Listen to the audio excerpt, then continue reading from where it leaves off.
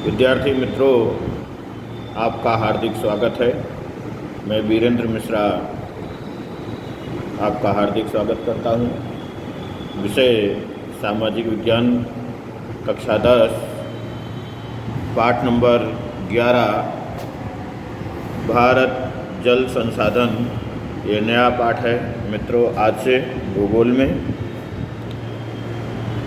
जल है तो जीवन है। जल बिना पृथ्वी पर किसी भी प्रकार के जीवन की कल्पना नहीं की जा सकती। मित्रों, ये प्रस्तावना है। जल संसाधन का दूसरा कोई विकल्प नहीं है।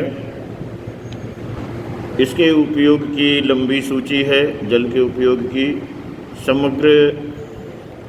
समग्र सजीव सृष्टि भी जीवन टिकाए रखने के लिए जल का ही उपयोग करती है। किसी भी देश की समृद्धि का आधार उसकी कृषि एवं उसमें उपयोग किए जाने वाले जल पर है। जल की विशेष आवश्यकता पीने में, घरेलू कामों में एवं उद्योगों में रहती है। बढ़ती जनसंख्या एवं विकास कार्यों में जिस तेज़ी से जल राशि का उपयोग हो रहा है, उसी तरह जल की तंगी खड़ी होती जा रही है। इस बात का ध्यान रखकर जल का विवेकपूर्ण उपयोग अत्यंत आवश्यक है। जल मर्यादित संसाधन है। उसके स्थान पर अन्य कोई संसाधन उपयोग में लिया नहीं जा सकता है।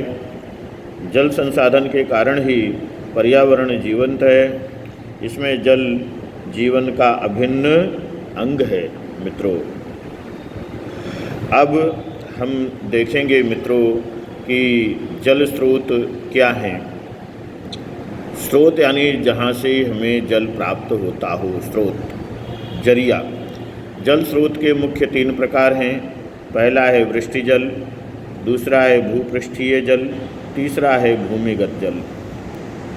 मित्रों, विद्यार्थी मित्रों, पहला देखें वृष्टि जल। पृथ्वी पर जल संसाधन का मूल स्रोत वृष्टि है। नदी, सरोवर, झरने और कुएं ये गौड़ स्रोत हैं। ये सभी स्रोत वृष्टि यानी बरसात के आभारी हैं। दूसरा है भूपृष्ठीय जल। पृथ्वी की सतह का जल नदी, सरोवर, तालाब, समुद्र, झरनों वगैरह के रूप में दिखाई देता है। यह भूपृष्ठीय जल है।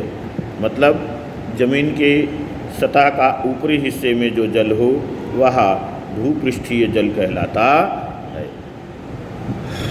मित्रों, तीसरा आता है भूमिगत जल। जमीन के अंदर बराबर पृथ्वी की पपड़ी के नीचे रहे हुए जल राशि को भूमिगत जल कहते हैं।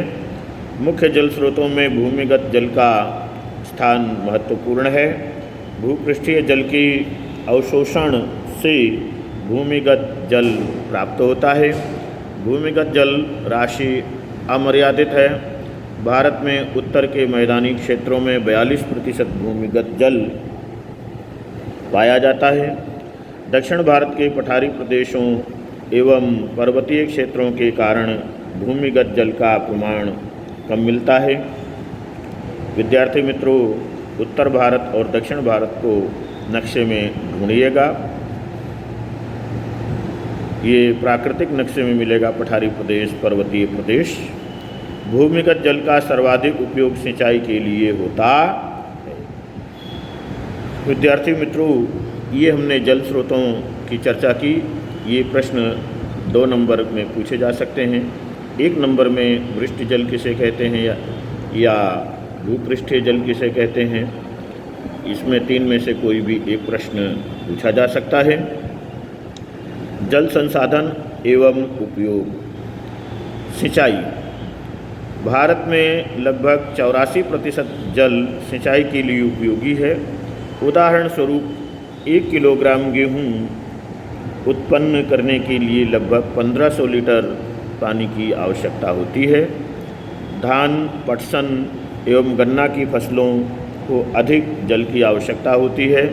प्राचीन समय से ही पानी का उपयोग सिंचाई के लिए होता रहा है। कावेरी नदी में से ग्रांड एनिकट नाम से प्रसिद्ध नहर का निर्माण दूसरी सदी में हुआ था। इसे आप याद कर लीजिएगा। ईस्वी सन 1882 में उत्तर प्रदेश की पूर्वीय यमुना नहर का निर्माण किया गया था। भारत में सिंचाई के मुख्य 3 माध्यम हैं। माध्यमों की चर्चा हो, ये भी परीक्षा में आता है। पहला है कुआं एवं ट्यूबवेल, दूसरा नहर, तीसरा तालाब। इनमें से कुआं एवं ट्यूबवेल सिंचाई के मुख्य माध्यम हैं। नहर एवं तालाब क्रमशः दूसरे एवं तीसरे स्थान पर आते हैं। नहरों द्वारा सतलज, यमुना एवं गंगा के विशाल मैदानों तथा पूर्व के तटीय मैदानों में स्थित महानदी, गोदावरी, कृष्णा एवं कावेरी के मुख्य त्रिकोण प्रदेशों में होती है। कुआं एवं ट्यूबवेल कांप के मैदानों में सामान्य है। तालाबों द्वारा होने वाली सिंचाई पूर्व एवं दक्षिण के राज्यों में अधिक होती है। दक्षिण भारत के राज्यों में अधिक होती है। मित्रों, अगला पॉइंट आता है बहुउद्देशीय योजनाएं, मल्टीपर्पज एम्स स्कीम्स। भारत में अनेक छोटी बड़ी नदियां बहती हैं। भारत का जल परिवाह समृद्ध है। इसका कारण भारत का भूपृष्ठ ऐसा है कि अनेक नदियां दूसरी नदियों से मिलकर उसका पानी समुद्र में ले जाती हैं। इस जल का उपयोग अनेक उद्देश्यों के लिए हो, इसलिए कई नदियों पर बहुउद्देशीय योजनाएं बनाई गई हैं। बहुउद्देशीय अर्थात नदी घाटियों के साथ जुड़ी विभिन्न समस्याओं को हल करना। इनमें बाढ़ नियंत्रण यानी बाढ़ का कंट्रोल करना, जमीन कटाव को रोकना, सिंचाई एवं पेयजल, उद्योग, बस्तियों को दिया जाने वाला पानी, बिजली उत्पादन, आंतरिक जल परिवहन, मनोरंजन, वन्य जीव संरक्षण एवं मत्स्य पालन के विकास का समावेश होता है। विद्यार्थी मित्रों, यहाँ पर भारत की मुख्य बहुउद्देशीय योजनाओं को दिया गया है। बहुउद्देशीय योजनाएं नदी और उनसे लाभान्वित राज्य। भारत में इन योजनाओं को नक्शे में ढूंढना यहाँ पर चार्ट रूप में दिया गया है। बहुउद्देशीय योजनाओं में पहला भाखड़ा नांगल योजना है। नदी सतलज, पंजाब, हरियाणा, राजस्थान लाभान्वित होने वाले राज्य होंगे। कोसी नदी पर है। बहुउद्देशीय योजना कोसी है, बिहार राज्य लाभान्वित होगा। दामोदर घाटी दामोदर नदी पर, झारखंड, पश्चिम बंगाल। हीराकुंड योजना महानदी है, ओडिशा में। चंबल घाटी, चंबल, मध्य प्रदेश, राजस्थान लाभान्वित राज्य। नागार्जुन सागर कृष्णा नदी पर, आंध्र प्रदेश, तेलंगाना। कृष्णराज सागर कावेरी नदी पर, कर्नाटक, आंध्र प्रदेश लाभान्वित राज्य होंगे। तुंगभद्रा कर्नाटक, आंध्र प्रदेश राज्य लाभान्वित होंगे।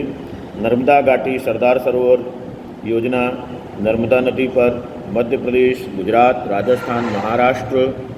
कडाणा वणाकबोरी महिसागर नदी पर, गुजरात राज्य लाभान्वित होगा। बुकाई काकरापार तापी गुजरात राज्य लाभान्वित होगा। धरोई साबरमती नदी पर है, गुजरात राज्य लाभान्वित होगा।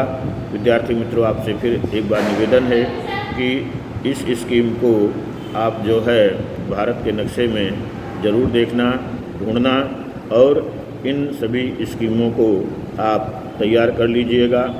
आपको वीडियो कैसा लगा इसके बारे में अपनी राय ज़रूर भेजिएगा। धन्यवाद। आ जाइए।